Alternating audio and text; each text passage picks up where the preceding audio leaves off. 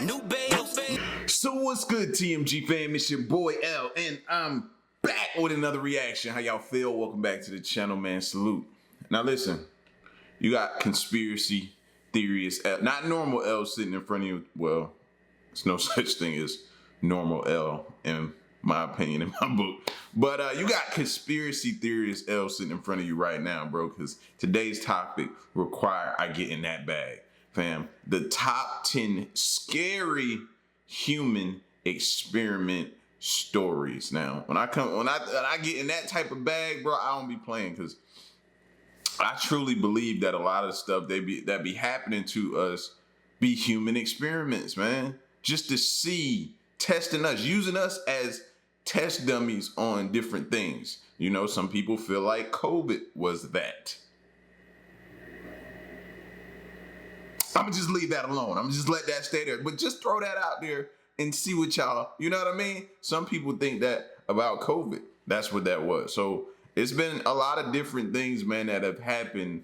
And then I'm a firm believer that they don't make movies about stuff that isn't somewhat true. You know what I mean? And a lot of movies be showing you different human experiment type movies and stuff like that, bro. So all I ask is that y'all just be aware, just be cognizant of what's going on, and just don't be gullible. You know what I mean? Don't always take what they give you. Don't always believe what they tell you. This is not always true, fam. You got a mind of your own. Dig a little deeper sometime. That's all I'm saying. You know what I'm saying? And me either. Don't take what I say. Find out for yourself. All right?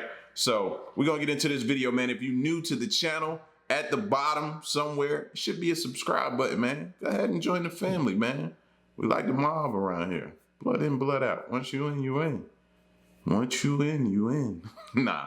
But join the family, man. TMG fan for life. And if you're new, we like to tell our haters something to do. You know what I mean? Because they be disliking the video. Probably by now already they've disliked it and hadn't even seen the video. But we like to let them know that, man, around here, we run the likes up, baby. All right, let's get to the video. Let's go. When most people take a break, they go on a trip somewhere or just to hang out with their friends or family. Today, I'm taking a break from urban legends and I've come here to talk about human experimentation. We did a video about it a long time ago and a lot of you have wanted to hear more stories ever since, so here we are. I hope you're ready. These are going to be very intense. My name is Burke and this is the top 10 scary human experiment stories, part 2. Starting off at number 10 now, we have the Manhattan Project. Some of you guys may recognize the name of this one. It was the secret name for America's project to produce the atomic bombs that brought World War II to an end. Hare was a young physicist who worked on the project. During an experiment on August 21st, 1945, he was attempting to build a neutron reflector manually by stacking a set of 4.4 kilogram tungsten carbide bricks in an incremental fashion around a plutonium core. Unfortunately, he dropped a brick which set off a chain reaction. He tried to stop the reaction, but by the time it was over, he received a high dose of neutron radiation. Hare received intense medical care for severe radiation poisoning. His mother and sister even flew out to New Mexico to care for him, but Hare fell into a coma. He died 25 days after the accident. His death resulted in new safety regulations when handling radioactive material. Next up at number 9 now we have the...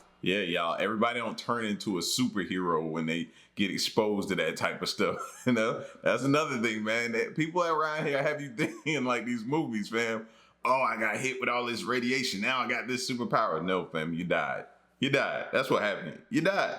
Resulted in new safety regulations when handling radioactive material. Next up at number 9 now we have the dioxin tests. In 1965, dermatologist Dr. Albert Kligman conducted a study on behalf of the US Army and some pharmaceutical companies. They wanted to know how human skin reacts to harsh chemicals, a process known as hardening. Most of the information about these tests has since been destroyed or just covered up. Do you see that? Oh,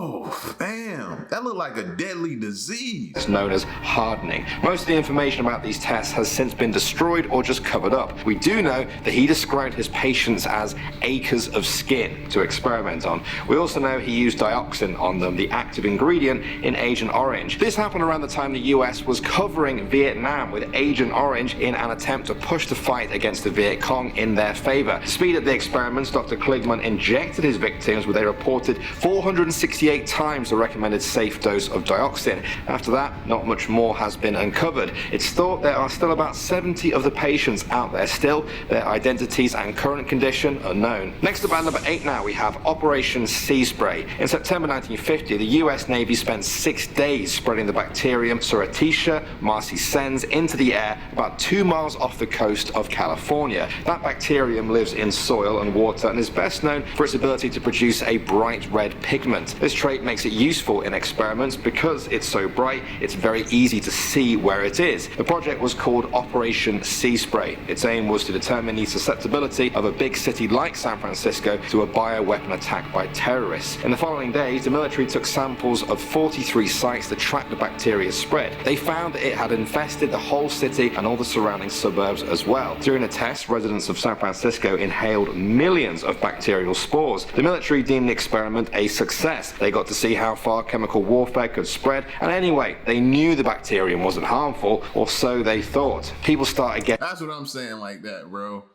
Like, how sure are you? Then notice on commercials, they always give you that 99.9% sure, meaning that 0.1% that it's not.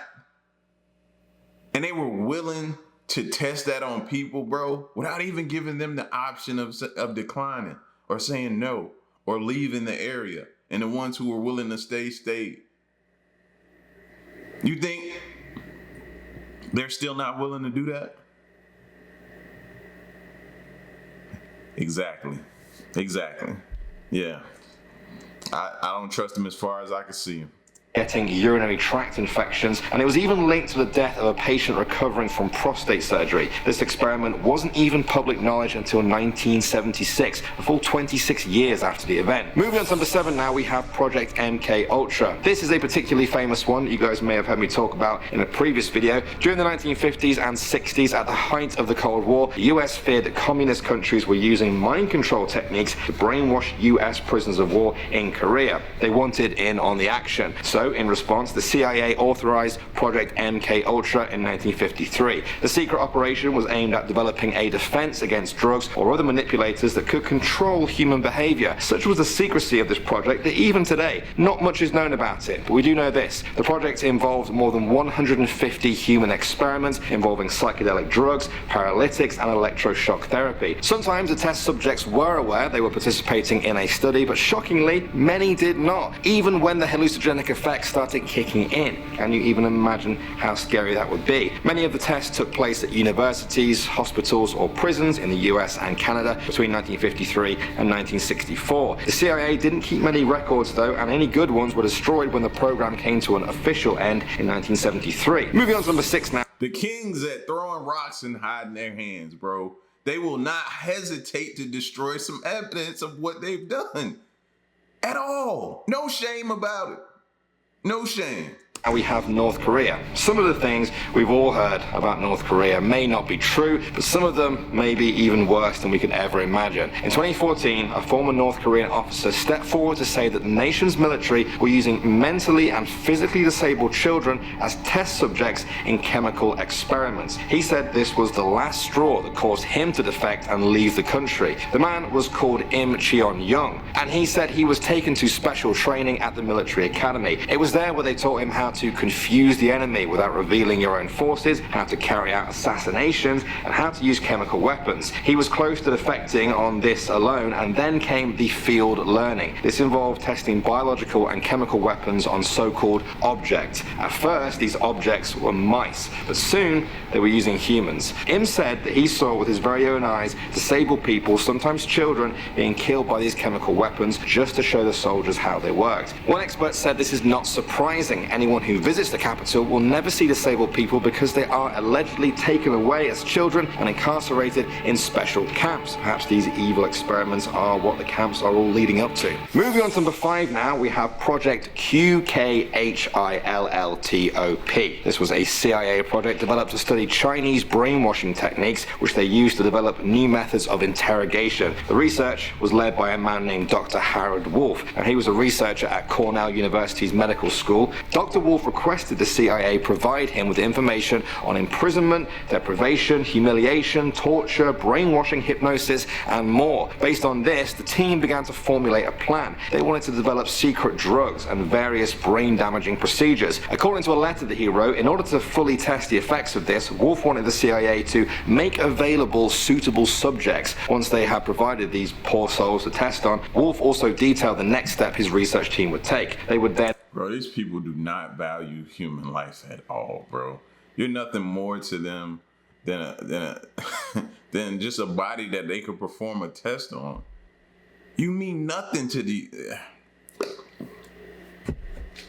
No value for human life, man. Can you just provide us with some bodies so we can... Huh? These poor souls to test on. Wolf also detailed the next step his research team would take. They would then assemble, collate, analyze, and assimilate the information, and will then undertake experimental investigations designed to develop new techniques of offensive, defensive intelligence using a potentially useful secret drug. Basically, the whole thing is just the stuff of nightmares. I have no idea how this got through. Nothing more is really known about the test subjects, or victims, as they are often referred to now. Moving up to number 4 now, we have Dr. Loretta Bender. This doctor has gone down in history for her experiments on children. She was a child psychiatrist who specialized in children believed to have schizophrenia. For almost 3 decades, from 1942 to 1969, she was a highly respected expert in her field. Her preferred choice of treatment was electroshock therapy. These days, the practice has been banned in most of the world. Schizophrenia in children? How do you know, like, have y'all ever heard that? Because I don't want to, if y'all have heard that, then I'll be like, all right, cool. But that seems like, how does a kid even be classified as schizophrenic as a child? When they need some time on earth to be able to say they have that? They could just be bad little kids running around, man, just energetic, wild, kids being kids. I feel like so often today, man, they quick to throw a label on something. If you're not careful, bro, they'll throw a label on your kid and your kid is just active. A lot of sugar in his body.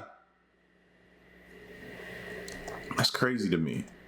To 1969, she was a highly respected expert in her field. Her preferred choice of treatment was electroshock therapy. These days, the practice has been banned in most of the world, as it's seen as ineffective, cruel, and borderline torture in some cases. Still, this was a different time, and that's what Dr. Bender did to the children. Her methods involved interviewing and analyzing a sensitive child in front of a large group of people. She would then apply a gentle amount of pressure to the child's head. The theory was any child who moved with the pressure was showing early signs of schizophrenia. These days, that's referred to as total pseudoscience, but it took a while to figure that out. By the time her treatments were shut down, Bender had used electroshock therapy on over 100 children, the youngest of whom was just age 3. Reports described her as uncaring, and the study...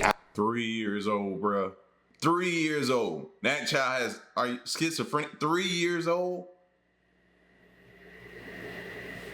Child just learned how to walk and you trying to say schizophrenic. As unethical. The shocks can cause memory loss, nausea, headaches, jaw pain, or even serious heart trouble, even in kids. Some say all of this was a result of Bender's misunderstood childhood that she had, and she was the product of her own environment and family. That is proper psychology, I'm just saying. Moving on to number 3 now, we have the Burke and Hare murders. William Burke is a guy who has probably tainted my surname forever. Along with William Hare, these 2 men from Northern Ireland were famous grave robbers in Scotland. One day, an old man they knew died, and to cover his outstanding debt to them, they decided to sell his body for medical science. Edinburgh University gave them £7 and 10 shillings, a handsome sum in those days. With that, they were hooked. When another associate they knew fell ill, ill, they couldn't even wait to see if he would die, and so they suffocated him in his bed. Again, they sold his body to the university for money. The killing spree began. The pair murdered and sold bodies almost as their full-time jobs. They killed an old grandmother with an overdose of painkillers. Hare even killed his own blind grandson by breaking his back across his knee. Eventually, Where are the police at? Okay, bro, you bring one body in, people ain't gonna think nothing of it. But you just start on the regular donating bodies, bro. How are you obtaining these bodies, man? Where were the police at? even killed his own blind grandson by breaking his back across his knee. Eventually, though, their whole operation was discovered when they got too sloppy. William Burke was hanged in front of a cheering crowd of over 25,000 people. Fittingly, after being put on public display, his body was donated to medical science. Next up at number 2, now we have J. Marion Sims. This doctor was once praised as the father of modern gynecology. Now his reputation has been tarnished forever. It was found that he practiced these surgical techniques that made him famous on enslaved women. They included Lucy, Anarcha, and Betsy. The rest of them are unknown. He performed 30 surgeries on Anarcha alone, all without anesthesia. His legacy has long been questioned for the disturbing ethical questions that it raises, especially by those who believe that he used black women as medical guinea pigs without their consent. The Black Youth Project 100, a group of activists aged between 18 and 35, staged protests at a statue of Sims in New York. They wore hospital gowns splashed with red paint dripping down their legs. In a Facebook post, they explained that Sims had purchased black women slaves and used them as guinea pigs for his untested surgical experiments. He repeatedly performed genital surgery on black women without anesthesia because, according to him, black women don't feel pain. Despite his very inhumane tests on black women, Sims was named the father of modern gynecology, and his statue currently stands right outside the New York Academy of Medicine. And finally, number 1 now, we have the pregnant women. In January 2018, it emerged that after the Second World War, the US military gave nearly 1,000 pregnant women radioactive iron by their doctors without their knowledge. This was all part of a series of experiments to test the effects. Between 1945 and 1947, researchers at Vanderbilt University conducted this sick experiment that was funded by the US Public Health Service. All of the women were poor and had no knowledge of the experiment whatsoever. Afterwards, they were not even informed that they had been part of the study either. The radioactive iron was given as part of a medical cocktail by health officials that they trusted. Their aim was to record the absorption of iron during pregnancy. However, in the years since then, investigators have said this too was a lie, and that the real reason was for the military to learn more about radiation exposure. In the 1990s, Vanderbilt University finally acknowledged and investigated the experiments. The story broke when 2 women and one of their daughters filed a lawsuit against the university for exposing them to radiation. One of the women was Emma Kraft. She said at a Senate hearing that the experiments caused the death of her 11-year-old daughter due to cancer. The true effects of the study are still being investigated today. Well, guys, I would say we learned a valuable lesson here today, but I think all of us already know that human experimentation is a very shady business. I hope you found the stories interesting. It's a very shady business that your government is involved in, bro. I'll be careful out here, man. It's going on. Be careful. Interesting though, and a reminder to question everything in life, but be cool about it. I don't know if I'm making sense. Probably time to just end the video. Children. They'll do it to children. Women. Pregnant women. They'll do it to. Anything to further their agenda. It does not matter, bro. And they will go to great lengths to get what they need done. It's sad, but it's true. So sad, bro. But this is the world that we live in, man. You know what I mean? So, I just, even the lady that's, I'm suppressing it right now, bro. Do y'all see me suppressing it right now? I'm suppressing that animal inside of me, man, that just want to go on like a 30-minute rant, bro. But I'm not. But y'all get at me in the comment section, man. Let me know what y'all thought of this video, man. I always want to give you food for thought. You do the dishes, all right? Stick around and stay tuned, man. Until the next reaction, I'm out. Peace. Y'all stay solid. Hey.